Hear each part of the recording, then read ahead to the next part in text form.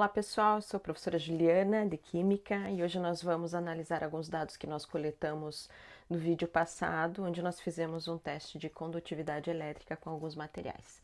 Bora lá estudar? Então, no vídeo passado, nós fizemos o teste de condutividade elétrica, nós colocávamos os eletrodos em algumas soluções, alguns materiais, e observávamos se a lâmpada acendia ou não. O primeiro teste que nós fizemos foi com os fios de cobre, que são os eletrodos, né? Aqui a gente sabe que só tem fios de cobre, são formados só por átomos de cobre. E nós vimos que só encostando os fios ele já acendiam a lâmpada, conduziam a eletricidade. Isso aconteceu também com os pregos, que nós colocamos os eletrodos lá nos preguinhos, que basicamente são feitos de ferro, e nós também observamos o acendimento da lâmpada com uma certa intensidade, né? Mas isso não aconteceu com a borracha, não aconteceu com o plástico aqui que reveste os fios de cobre, não aconteceu com a rolha da garrafa de vinho, né? Então, como que nós podemos entender o porquê da lâmpada acender e não acender nesses materiais? Bom, analisando o cobre, a gente já sabe que os fios de cobre são feitos só de átomos de cobre e o ferro só de átomos de ferro. Esses elementos formam o que a gente chama de ligação metálica. Eles são formados só por metais. E nessas estruturas, os metais eles são organizados de uma forma muito precisa, normalmente são sólidos à temperatura ambiente e os elétrons ficam livres na superfície desses metais, dentro dessas ligações. O que faz com que assim que a gente encoste os eletrodos, a gente já observa a condutividade elétrica, porque os elétrons estão livres na superfície desses metais. E aí a gente já consegue entender que condutividade elétrica depende da movimentação de elétrons, né? Elétrons estáticos, nós não vamos conseguir detectar essa condutividade elétrica. Mas no caso dos metais, isso é uma coisa muito comum. Né? Nesse tipo de ligação, a ligação metálica, a gente consegue observar a condutividade elétrica no estado sólido desses materiais. Isso acontece com muitos desses elementos aqui do meio da tabela periódica, que a gente chama de elementos de transição, os metais pesados. Outro material que nós testamos no vídeo passado foi o plástico. O plástico nós vimos que não é um bom condutor de eletricidade, assim como a borracha. É por isso que a gente usa o plástico para revestir nossos fios de cobre e nos dá uma certa proteção, né? O plástico, ele vem do petróleo, né? É um polímero sintético, a partir do nafta, que é extraído do petróleo. E a borracha pode ser tanto natural, extraída do látex, que vem da árvore seringueira, quanto produzido a partir do petróleo também. O petróleo é a maior fonte de hidrocarbonetos na natureza. Hidrocarbonetos são compostos formados só por carbono e hidrogênio. Se você olhar aqui na tabela periódica, ó, hidrogênio é um ametal, carbono é um ametal. Como compostos ou átomos ametais se juntam para formar uma ligação? Obviamente é diferente da ligação metálica, né? Ela já tem características bem diferentes. Então, para a gente entender que tipo de ligação os ametais fazem entre si, nós podemos analisar a água, que foi uma outra substância que nós analisamos no vídeo passado. A água é formada de hidrogênio, 2 moléculas, e oxigênio. Vamos usar a estrutura de Lewis para desenhar essa molécula e ver como esses átomos estão ligados entre si. Então, o oxigênio, aqui nós vemos na tabela da família 6 ou 16, isso indica que ele tem 6 elétrons na última camada. Então, vamos desenhar aqui representar os elétrons pelas bolinhas, na última camada, que é a camada de valência, onde acontecem as ligações entre os elétrons. Aqui o hidrogênio, também com seu elétron disponível para fazer uma ligação, e outro hidrogênio. A gente vai lembrar da regra do octeto, que diz que os átomos vão querer ter 8 elétrons na última camada para ter a estabilidade dos gases nobres. Então, a gente entende que o oxigênio vai se aproximar aqui do hidrogênio e vai começar a compartilhar seus elétrons com o hidrogênio. Quando isso acontece, a gente percebe que o oxigênio fica com 8 elétrons na última camada. Ó. 1, 2, 3, 4, 5, 6, 7, 8. E o hidrogênio, ele é uma exceção à regra do octeto. Ele se estabiliza com 2 elétrons, como o hélio, que é um gás nobre.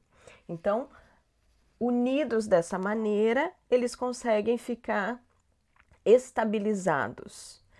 Esses elétrons aqui, eles vão empurrar os hidrogênios para baixo. E aí eu posso dizer que a geometria da água é assim, ó. É uma geometria angular, porque ele faz um ângulo aqui entre os hidrogênios. Essa ligação é entre ametais. A gente viu que a água pura não conduz eletricidade, né? Então a gente chega à conclusão que as ligações entre ametais não são bons condutores de eletricidade. Por quê? A gente já viu que os elétrons precisam estar em movimento para conduzir eletricidade, mas neste caso não acontece porque os elétrons estão sendo compartilhados, é como se eles estivessem presinhos ali, eles não estão livres de forma a conduzir eletricidade. Então, normalmente, vamos escrever aqui do ladinho, ó, a ligação covalente, e é assim que a gente chama essa ligação entre ametais. Ligação covalente entre ametais não conduz eletricidade. Os seus elétrons não estão livres nesse tipo de ligação, eles não conduzem eletricidade, diferente da ligação metálica. Outra substância que nós analisamos no vídeo passado foi o sulfato de cobre. E aí, pela fórmula, a gente já viu uma coisa diferente, né? Um metal, o cobre, junto com ametais. Muito diferente do que a gente já viu agora, né? A gente analisou aqui a ligação entre metais, ligação entre ametais, mas agora a gente mistura as coisas aqui, né? Metal e ametal. A gente viu na ligação covalente que os ametais têm a tendência a receber elétrons. O que acontece entre átomos que querem receber e átomos que querem doar elétrons? Como eles conseguem se organizar? O cobre, ele é uma substância que tem a tendência a doar seus elétrons. A gente representa essa doação de elétrons pelo símbolo positivo, porque ele está mandando alguma coisa negativa embora, ele está ficando mais positivo. O sulfato, ele vem do ácido sulfúrico. E toda essa estrutura aqui, o SO4, ele tem a tendência a ganhar elétrons. Se ele vai ganhar alguém positivo, negativo, ele vai ficar mais negativo. Por isso, o sinal negativo, ele está ganhando elétrons. A quantidade de elétrons que ele vai ganhar é representado pelo número depois desse símbolo, negativo. Ele quer ganhar 2 elétrons. O cobre, ele tem a capacidade de doar 1 ou 2 elétrons. Neste caso, como o sulfato quer ganhar 2, ele vai doar os 2 elétrons. Existe um equilíbrio de forças aqui. Um quer ganhar, o outro quer doar, tá tudo bem. Eles vão entrar em equilíbrio e vão formar essa estrutura aqui, o sulfato de cobre. Quando as minhas espécies estão carregadas, ganharam ou perderam elétrons, a gente chama isso de íons, espécies carregadas. Quando a minha espécie carregada é positivo, a gente chama ele de cátion. Quando ele é negativo, a gente chama ele de ânion. Essas espécies estão bem juntinhas, formando cristais muito perfeitos.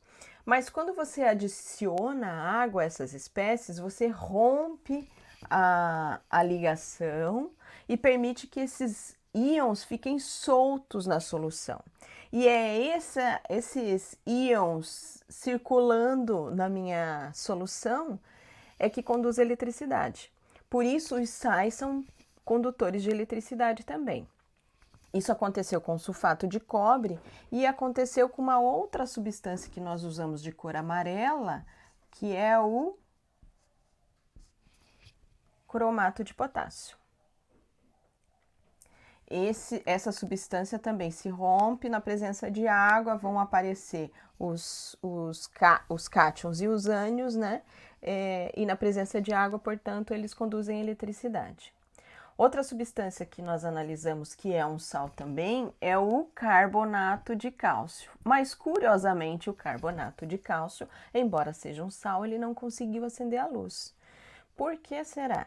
Ele também forma cátions, ó. Cátion mais 2. E ele forma também o carbonato